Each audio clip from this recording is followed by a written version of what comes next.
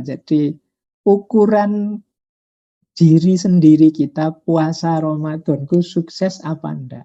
Berarti ketika kita Idul Fitri, buahnya apa? Bismillah, mari kita lanjutkan lagi belajar kita, ngaji kita. Apa saja sih fitrahnya manusia?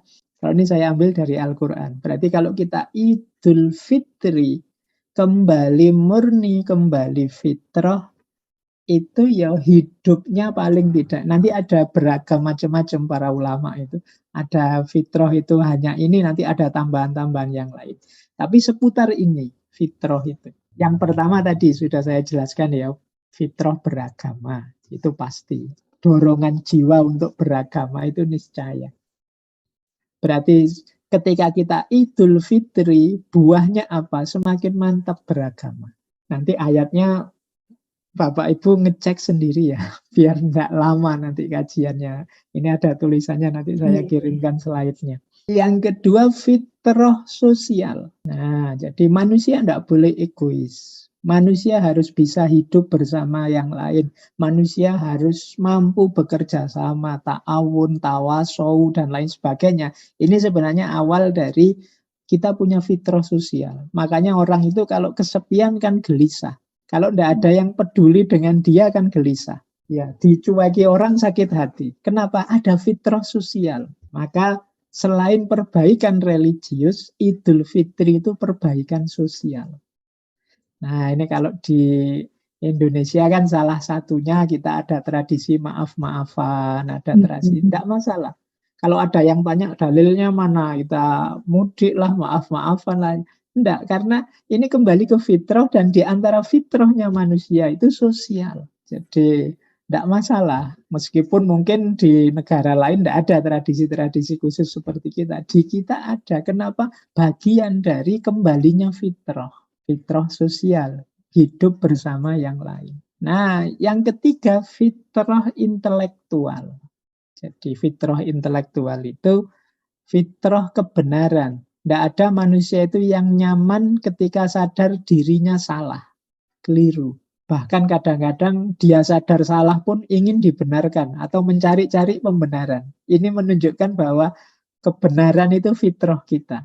Jadi orang tidak suka dianggap salah, dianggap sesat, dianggap keliru. Nah, ini fitrah kebenaran.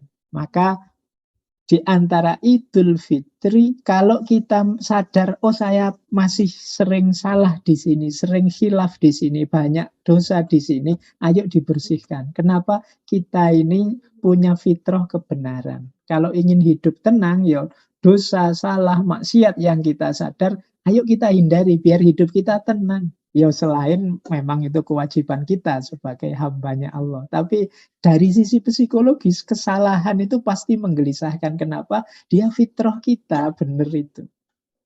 Orang tidak akan mau disalahkan, bahkan meskipun dia salah. Kenapa? Inginnya dia selalu benar. Sebagaimana tadi sosial, agama, inginnya selalu begitu. Nah, yang keempat, fitrah berketurunan. Kalau ini sifatnya insting, tidak perlu belajar, kita pasti bisa sudah. Fitrah berketurunan ini. Ini sudah naluriah, insting itu. Jadi tidak perlu cari referensi banyak-banyak. Ini yang masih muda-muda ya, apalagi yang cowok-cowok itu. Lihat gambar, nyari video, tidak usah belajar terlalu detail, kita pasti bisa. Kenapa? Fitrah.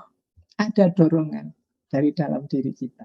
Jadi ini salah satu yang nanti kita kembali ke fitri itu menghidupkan fitrah. Dan yang kelima, fitrah keindahan.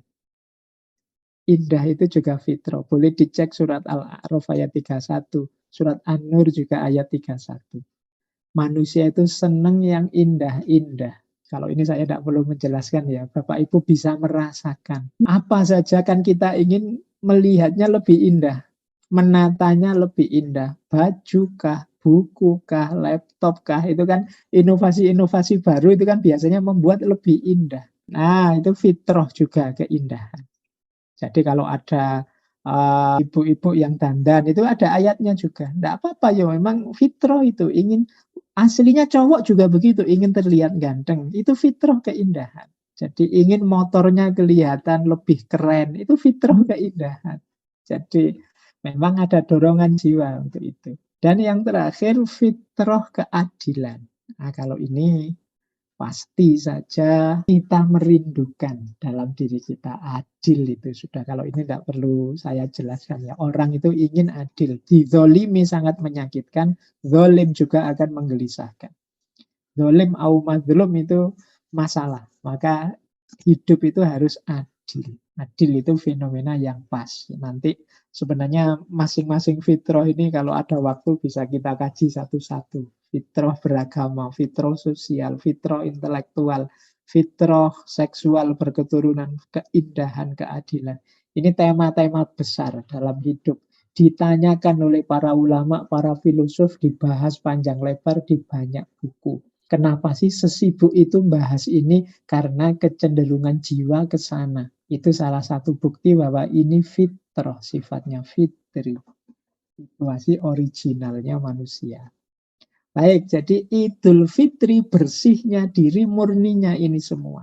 Kembali beragama secara komitmen, hidup bersama, kebenaran, keindahan, keadilan, dan lain sebagainya. Saya lanjut lagi ya, biar tambah dalam maknanya. Nah, sekarang bahan untuk kita muhasabah waktu Idul Fitri.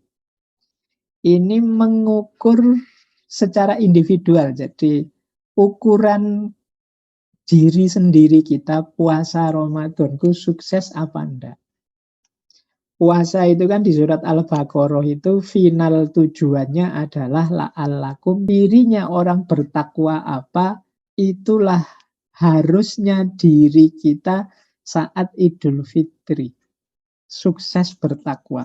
Nah ini saya ambil beberapa ayat ciri yang menunjukkan kondisi seseorang yang bertakwa.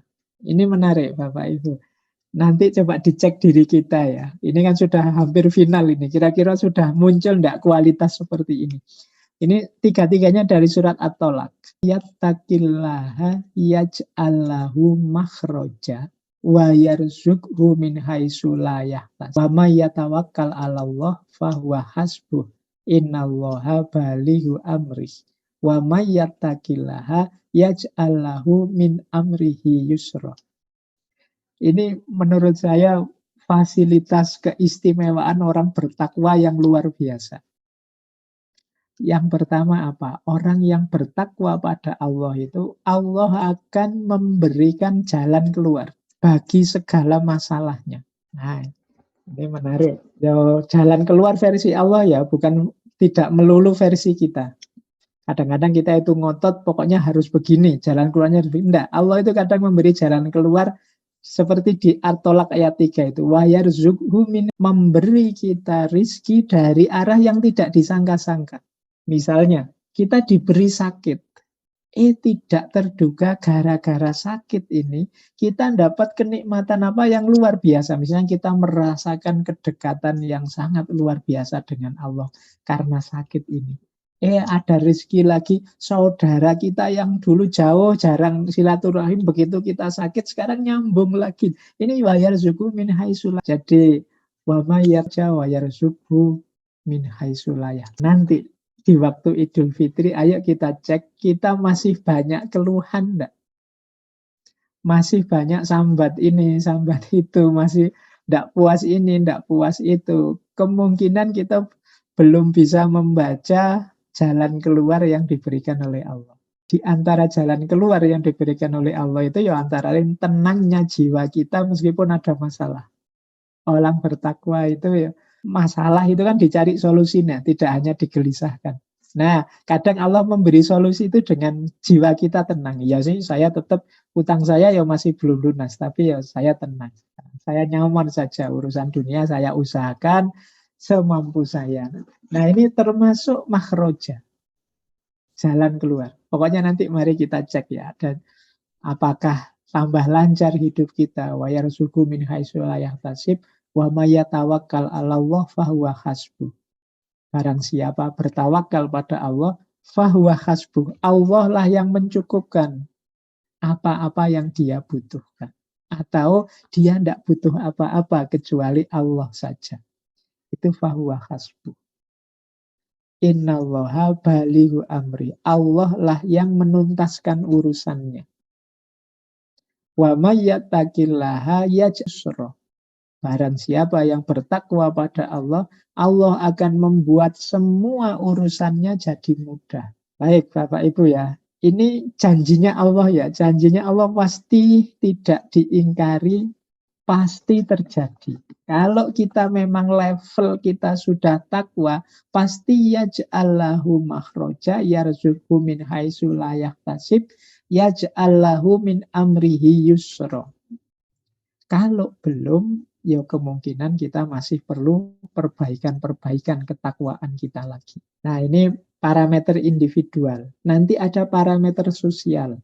Nah, ini hubungan kita dengan orang lain. Ini boleh dicek surat Ali Imran ayat 133 dan 134. Jadi wasari'u ila maghfiratim mir rabbikum wa jannatin arduhas samawati wal ardu iddat lil muttaqin. Janjikan pada orang yang bertakwa, bersegeralah kamu minta ampun pada Tuhan, engkau akan mendapat surga seluas langit dan bumi yang dijanjikan pada orang bertakwa. Siapa orang bertakwa? Bikuna fissarra'i wadharra'i. Orang-orang yang berinfak baik dalam kondisi sulit maupun dalam kondisi lapang. Nah, ini Bapak Ibu tadi bingung kan, ini saya sudah takwa bener apa enggak? Coba dicek ekspresi keluarnya, ekspresi sosialnya. Tambah ringan bersedekah apa tidak? Nah, tadi saya lihat di depan ada video tentang warung kita itu. Nah, itu semoga bisa jadi media. Warung apa saya lupa namanya. Warung welas asih. Warung welas asih itu mungkin bisa jadi satu media ala lapang atau sempit. Jangan eman-eman untuk berinfak membantu yang lain. Sesempit-sempit kita mungkin masih banyak orang yang jauh lebih sulit dibandingkan kita. Yuk berbagi, meskipun sedikit. Nah, kalau semangat kita menggebu untuk berbagi meskipun semampu kita, kemungkinan kita sudah mendekati kualitas takwa. Karena ciri pertama yang didahulukan ini, berbagi pada sesama. Nah, ini nanti Idul Fitri coba dicek. Wah, saya kok tambah dermawan ini rasanya ya. Saya kok tambah ingin sedekah terus. Kemungkinan nyampe derajat takwa puasa kita. Yang kedua cirinya apa? Mampu menahan amarah. Nah, wah hasil puasa saya sekarang saya tambah sabar. Tidak gampang marah. Dipancing-pancing orang maki-maki. Tidak, saya santai saja. Serahkan saja semua pada Allah. Bisa menahan amarah. Salah satu kualifikasi muttaqin. Jadi kalau Bapak Ibu sudah punya kualifikasi ini, alhamdulillah mungkin puasanya sukses. Dan yang ketiga, memaafkan. Wal afina aninnas. Mampu memaafkan kesalahannya orang lain. Saya tahu dia salah besar, saya tahu dia banyak menyakitiku. Tapi sebelum dia memaafkan, sudah aku maafkan. Nah, ini wal afina aninnas. Jadi makanya besok Idul Fitri, orangnya ketemu kita atau tidak, mengucapkan maaf atau tidak, saya maafkan semuanya sudah. Formalitas ketemunya gampang lah, pokoknya deklarasi begitu masuk Idul Fitri, saya maafkan semua dan semoga yang lain juga memaafkanku. Nah, ini salah satu kualifikasi orang bertakwa. Jadi Allah suka pada orang-orang berbuat baik. Ya, berbuat baik itu antara lain 3 tadi, menafkahkan harta, baik di waktu lapang atau sempit, menahan amarah, dan memaafkan kesalahan. Ini saya tidak tahu, 3 hal ini rasanya kok jadi barang mahal belakangan ini. Apalagi yang aktif di medsos itu kan. Kita itu sering sekali, mahal sekali kita ke saudara-saudara kita itu.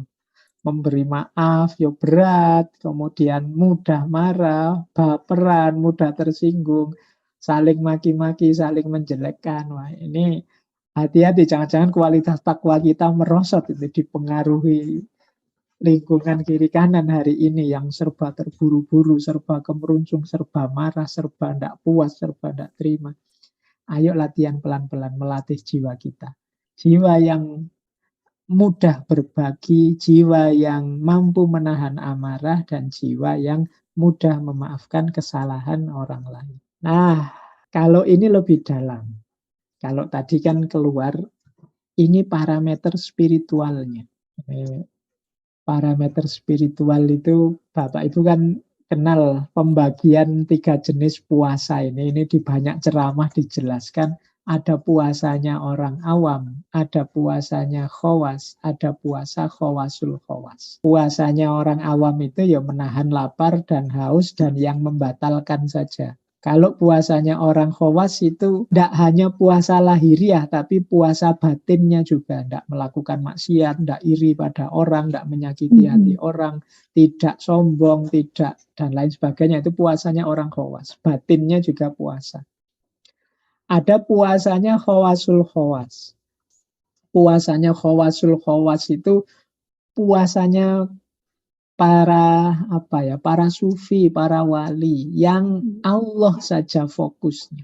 Jadi mereka ini kalau puasa itu ya fokusnya Allah saja. Mereka merasa kalau pikirannya mengembara kemana-mana, masih mikir tentang dunia yang ini, masih mikir yang itu, yang dunia ini, mereka merasa puasanya tidak sempurna. Itu khawasul khawas. Jadi mereka fokus Allah saja, lillahi ta'ala saja, sudah tidak ingin mikir macam-macam lagi. Ini level khawasul khawas.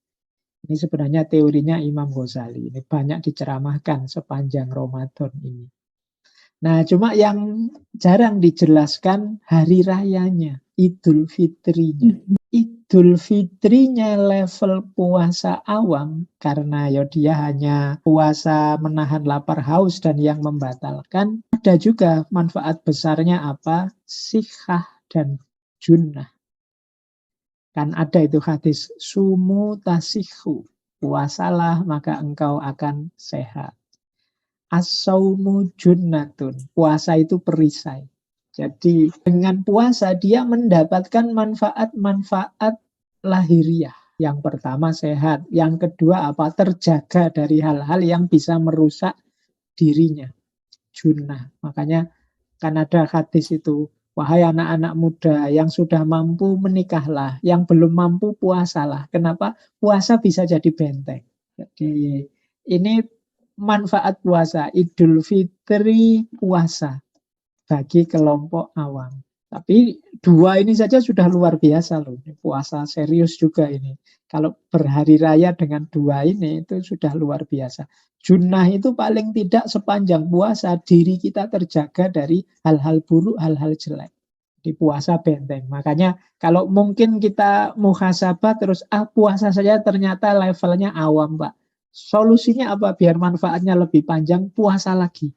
Besok setelah Idul Fitri, puasa lagi. Dicari-cari waktu untuk lebih banyak puasa, biar diri kita lebih banyak terlindungi.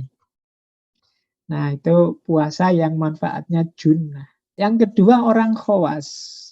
Kelompok khawas ini yang tadi puasa tidak hanya lahirnya, tapi juga batinnya, manfaat puasanya 2. Yaitu kemampuan imsak dan kemampuan tiryak. Ini kalau dalam bahasa Arab. Imsak itu menahan diri, tiryak itu kalau bahasa kesehatannya detoksifikasi. Jadi tiryak itu membersihkan racun-racun kotoran. Jadi puasa itu selain melahirkan daya pengendalian diri yang luar biasa, juga menyingkirkan yang kotor-kotor. Kenapa? Paling tidak yang kotor-kotor sekarang ruangnya diisi dengan yang baik-baik. Itu tiryak. Begitu kita puasa kan kita terjaga dari yang kotor, kita isi diri kita dengan yang baik-baik. Akhirnya apa? Ruang untuk yang buruk-buruk habis, tersita untuk yang baik-baik. Itu kan namanya detox. Itu tiryak. Jadi orang yang lebih serius puasa, naik ke level khawas, itu puasa manfaatnya besar. Imsak dan tiryak. Jadi tentu saja ketika hari raya dia lahir jadi pribadi yang benar-benar Idul Fitri, kembali fitrah. Karena kekotoran-kekotoran jiwanya tersisihkan oleh tiryak tadi. Oleh detoksifikasi spiritual, namanya puasa. Ini yang kedua. Yang ketiga, kalau ini para sufi, alhamdulillah kalau kita bisa naik ke makom ini. Karena di sini sudah tidak lagi berpikir manfaat untuk diriku. Tapi yang dipikir adalah ridho atau tidak Allah padaku. Ini level khawasul khawas sudah. Jadi saya tidak tahu manfaatnya apa untuk diriku, untuk sosial. Enggak. Yang aku perhatikan hanya apakah Allah ridho dengan yang aku lakukan ini. Makanya hari rayanya khawasul khawas itu melahirkan mental ikhlas dan mahabbah, rasa cinta kepada Allah. Hidup yang satu-satunya hanya karena Allah dan untuk Allah. Jadi ini kelompok khawasul khawas. Jadi ini yang saya sebut parameter spiritual. Jadi seandainya kita puasa, jangan khawatir, tidak ada ruginya. Meskipun level awam sekalipun, kita akan mendapatkan manfaat sikhah dan junnah.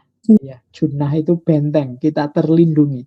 Puasa itu kan melindungi kita dari yang buruk-buruk. Mau melakukan yang buruk, iya ya saya puasa. Mau melakukan yang aneh-aneh, iya ya saya puasa. Lumayan jadi benteng kita. Makanya tadi saya bilang kalau ingin lebih panjang lagi terbentengi ya diperbanyak puasanya. Tidak hanya di bulan Ramadan. Pak saya sulit Pak mengendalikan diri, menata batin kayak orang-orang khawas. Ya sudah puasanya saja ditambah. Karena puasa itu kan menciptakan suasana batin yang berbeda dengan kalau kita tidak puasa. Nah, alhamdulillah kalau kita naik level khawas. Puasa bisa menciptakan karakter pribadi yang tangguh dan bersih. Tangguh itu punya kemampuan menjaga diri, bersih itu yang kotor-kotor tersisihkan. Ini jalan kalau bahasa tasawufnya tazkiyatun nafas. Nah, yang terakhir yang khawasul khawas itu ikhlas, mahabbatullah, cinta pada Allah. Yang lebihnya mohon maaf. Wallahul muwaffiq. Wallahu a'lam bissawab. Wassalamualaikum warahmatullahi wabarakatuh.